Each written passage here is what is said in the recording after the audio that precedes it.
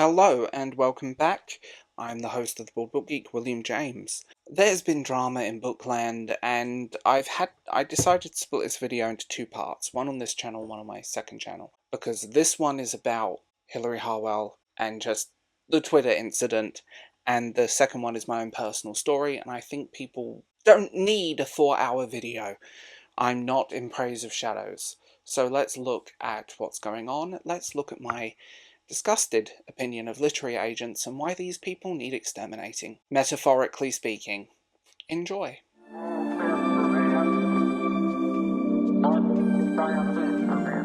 I want you to imagine that you've spent months, possibly years, working on your manuscript. Then someone comes along, and a literary agent doesn't think your manuscript is strong enough.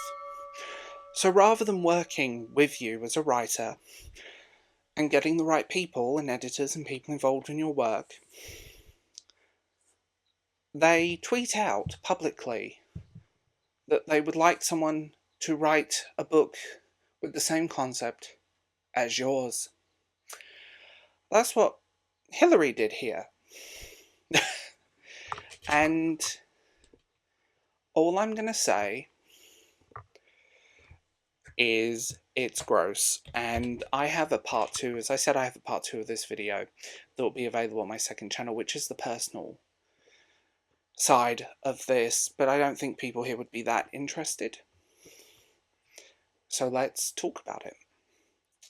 Don't forget, you can join my Patreon for early access and lots of exclusive content, or join here and become a member on YouTube for the same exclusive content, but don't feel bad if you don't want to.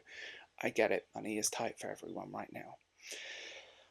Within a little while of tweeting that out, she was subsequently let go from her company, KT Literature, which specialises in young adult, middle grade and children's books, and then deleted her Twitter account, although I'll be shocked if she stays away.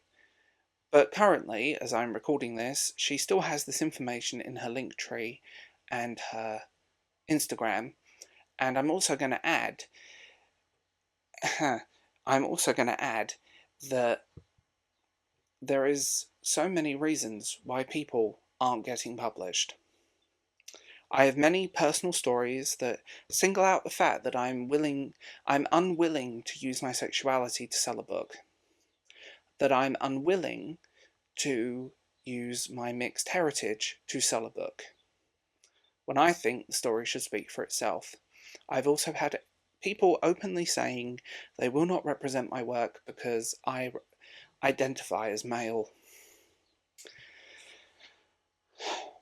Seriously, if that any other group, that would cause hell, wouldn't it? Literary agents, in my personal experience, are the lowest common denominator of the publishing world. Gatekeepers that want to only allow certain groups that fit their narrative, political ideals, or how they see the world in the books, rather than actually willing to take a chance. Now you can't query most publishers, you have to have a literary agent to go into your books before you even get close to talking to a publisher. My experience with literary agents has left a very bitter taste in my mouth, which is why I choose to support more independent and indie writers. Her wish list, which still links to the website of KT Literature, but they have subsequently removed her from the website very fast. I find her manuscript wish list on manuscriptwishlist.com cringy. And ultimately, I find a lot of literary agents very cringy, and I've had some dealings with them. She has a penchant for lots of French in this, by the way, for fully developed characters that leap off the page and into the hearts, even if they're not always the most lovable.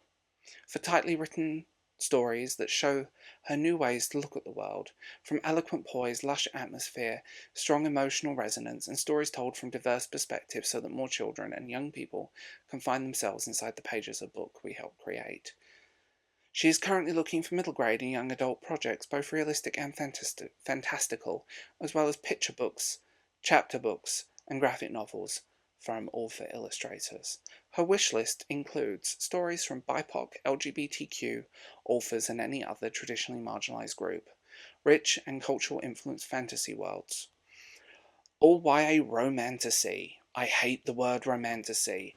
From tepid to steamy, crossover potential LGBTQ, BIPOC, non-Western, folklore, cozy, witty romance, witty rom-coms for YA romance with literary flair, Southern Gothic, Gothic and post-colonial Gothic fiction, anything set in Louisiana. I love a YA Southern Gothic own voice story.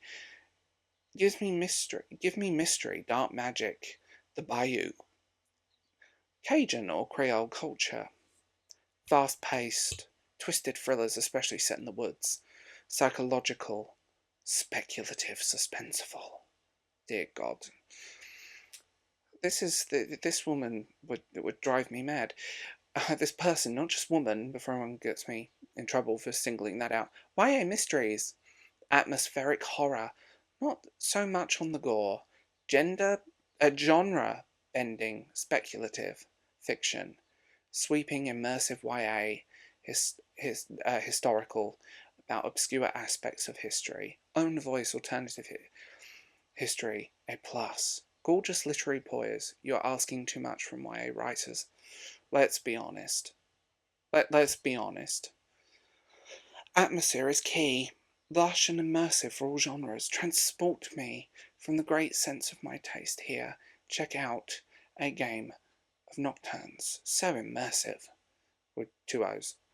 Horror, mystery, puzzles, humour, inventive fantasy. MG. I don't know what MG means. If anyone can tell me that, that would be good. I'm not looking for issue books. Animal protagonists. I do not have any specific triggers, so please note there are no trigger warnings required for acquiring me. I mean, and then you read her fun facts. I have 3 kids, 2 cats, a dog, and I used to teach kids, not my own, how to ride horses. I'm a huge football fan. Go Buffs! I love music, all types.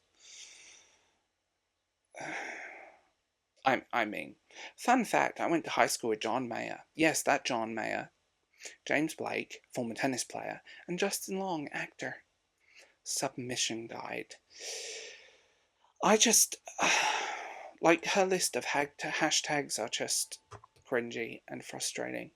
And I firmly believe that literary agents really need to be outed from the industry. It's simple. I don't think they offer anything. I don't think they allow anything. And I don't think... I don't think they're worth anything anymore.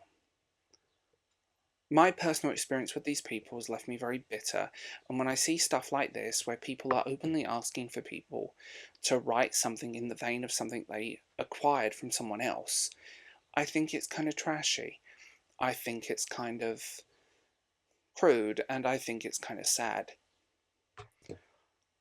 My opinion is, people like this should be ousted from the industry. I don't believe in cancelling people, by the way, but I do believe that at the end of the day,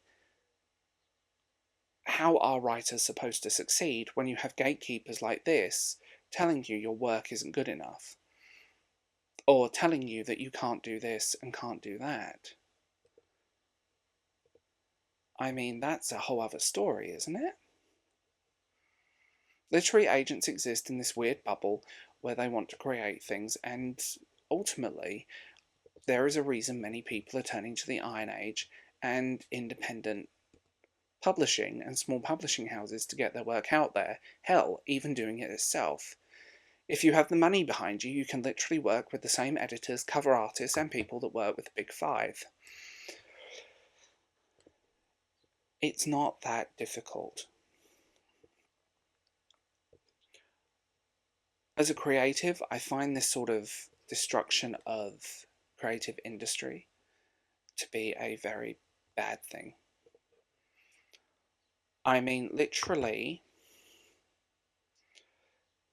I can talk openly about things that I've experienced, and I'm going to do that on my second channel. I think this was extremely unprofessional. I think it's extremely telling. And if you want the honest truth, I'm glad people have actually admitted it. That's it. This has been going on for a long time, and I know this one firsthand. So, join me for part 2 on BBG. Links below.